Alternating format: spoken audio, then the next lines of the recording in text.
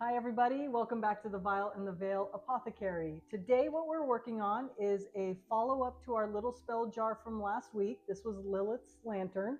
So we made this little spell that you can take on the go with you to kind of channel some Lilith energy.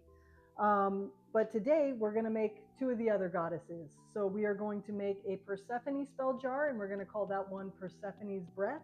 And then we're going to make a Hecate spell jar, and we're going to call her Hecate's Path. So before we get into making these little spells, we'll kind of go over what we're making and why, and a little bit about the lady behind the spell. So you want to start off with Persephone? Sure. So Persephone's Breath, what we're going to use today is we're going to use chamomile, and that's going to be for drawing in luck, for calming and purification. We're also going to use myrrh essential oil, and myrrh is good for grounding, sacred, and protective energy. And then That's geranium. That's a big one. Is it geranium? Geranium. Geranium. So you can't put that in there now. Okay. And that's for balance, emotional healing. I'm done. Sorry, guys. Okay. I am just, my nerves are shot today. I am in it. As you guys all know, the energy of the earth is rising, and my body is having a very hard time adjusting to the frequency of the earth right now. Because it's rising, it's vibrating, and I'm an empath, and I'm really feeling it. And we need some dark goddess energy to help us out. Yes. So that's what we're making. Yeah. So for Hecate's Path, we're going to use clove, and that's always good for courage and strength and just kind of finding your inner goddess to get you through different things. What's next? We got of course, my favorite, the sweet orange, and that, for me, with this recipe, it's kind of reflective of Hecate's torch. So a nice solar essential oil, and just kind of bring that uplifting spirit vibe to it. And then cedarwood at the end, and that's a really good energy for guardianship, and Hecate definitely stands for the kind of guardian. Crossroads type energy. Okay, so we're each going to make one. So we're going to just kind of start. Mine are already undone. Oh, my new nails. I had to, So start with your chamomile first. So get a couple buds in each. Where's my chamomile?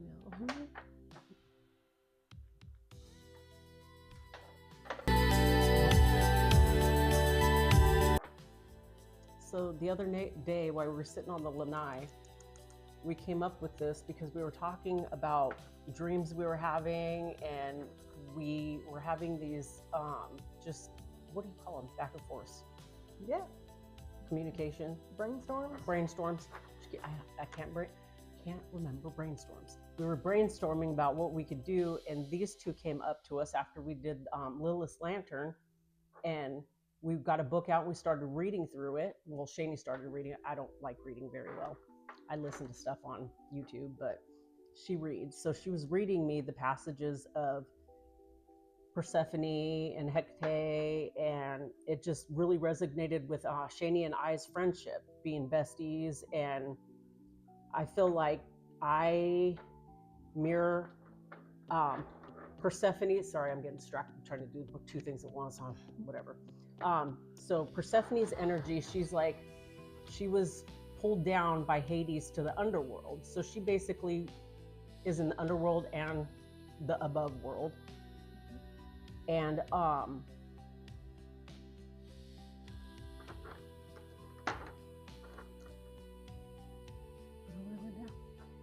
Yeah. I'm getting lost.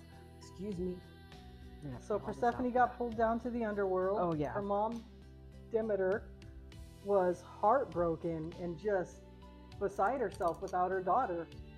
And both of them were goddesses of agriculture. And so when Hades pulled Persephone down to the underworld, just to be like his special lady, everything in the mortal realm, all the plants, agriculture, food, all the crops basically just died because Demeter gave up.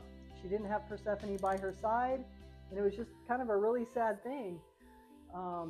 And then Hecate kind of stepped in, being the goddess of crossroads and magic in this realm and that realm, and was able to guide Demeter using her torches to the underworld to find Persephone and bring her back. And then Hades ended up cutting a deal with everybody, saying like, hey, I'm not going to fully give her up, but I'll keep her 6 months out of the year down here, and then she can go back up to the mortal realm for 6 months. So spring and summer is when Persephone is up here and everything is in bloom and things feel good. And fall and winter is when Hades takes Persephone back down to the underworld. Yeah. And go ahead. Oh, and Persephone in the underworld really owned her energy and made them basically fall in love with her down there. So when she comes up to the upper world for 6 months, they really miss her down there. And then when she goes down there, they miss her. So it's just a collective of missing her all the time. Yep. And how it resonated with me, it's like when I came here to Hawaii the first time with Shani, we were sitting out on the back porch having, a conversation. They're called lanais here. Lanais, excuse me. Okay.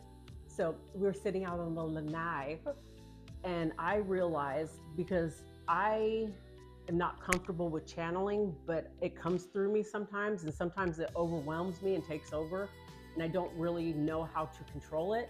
So I don't do it. I shut it down because I have fear around it because I'm afraid that I can't get out of it once I'm in it. So when I was here, we had an experience where I had channeled a loved one of someone that came through very strongly, that Shani knows is a really good friend of hers. And it was her friend and her friend's husband that had passed. So that being said, I channeled his energy, and for some reason it came through so clear and it was so beautiful. Like, I was questioning whether it was even real, but for some reason he showed me work boots. Ask my wife about the work boots. So I told Shani, like, text your friend, ask her about the work boots. And that was my confirmation right there that it was him, because she has his work boots still sitting in the corner by the door. So I realized in that moment, like Persephone, Shani's my crossroads. So I go to her, she's my safety point. She's the one that can get me out of the darkness or bring me into the light.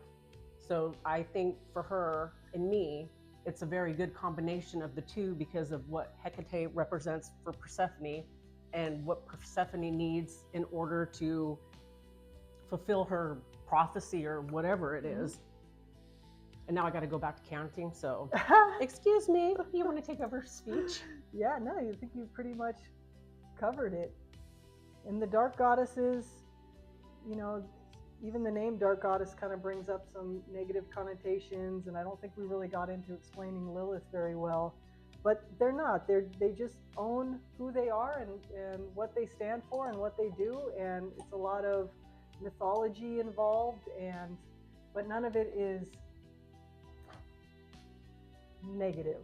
It's just the light and the shadow of every woman, going all the way back to Greek and Mesopotamia and the Egyptians and Africa, and basically all over the planet. All beliefs. It's crazy if you think about it, because it's really like, so was it Hades that pulled her into the underworld? Masculine energy, taking the feminine energy and trying to extinguish it down there, and she didn't let it happen. So then she gets labeled a dark goddess because she did not let that shadow energy ruin her. Like, it had the complete opposite effect on her than it was supposed to. And I think that's what, like, at least for me, that's what I'm trying to get into, is realizing that I own my energy. I can own my audience. I can own all of it. Like, I don't have to sit here and worry about all the shadow parts of me that I don't accept, because they're part of me. Even the shadow parts of me are good parts, because those at one point were protector parts. Right. So it's just a fine balance of all and learning.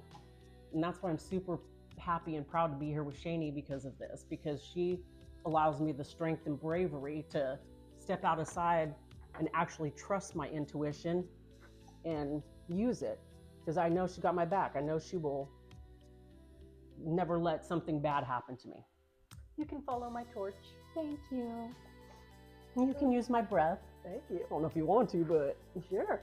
Okay, how much are we putting of the carrier oil? Just till it's like, till it's full. okay. So you got all your essentials in there already? Yeah. Yeah. Just fill it up to the kind of where you start seeing the Oh, yeah, rim yeah. there. Okay, well, maybe I should pick it up and look then, because, you know, Ooh. these bifocals. This one smells good too. Hecate smells good. And again, these are cool little jars that you can either put the stopper in and it can be just kind of a visual spell to look at and carry, or you can leave the stopper off and let the essential oils kind of, sorry, that's really nice. So pretty. Soak through and you can smell them and they are delicious.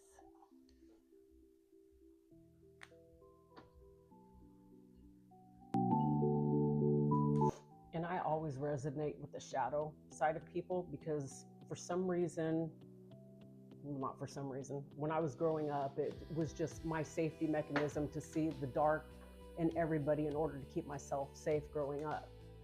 So doing that, like now as an adult, I see people in their shadow and all I want to do is just hug them and tell them, like, I know you weren't loved right. It's okay. I love you. And that's how I am with everybody now. She is. And then it sucks because then a lot of people will mistake my kindness as weakness, and it sucks. It really sucks. And this thing, I've destroyed it. Has it got a rip? Yep, it That's busted okay. the seam. It's okay. Excuse me. Oh, see, I'm making a mess. It's okay. That's what the workshop's for.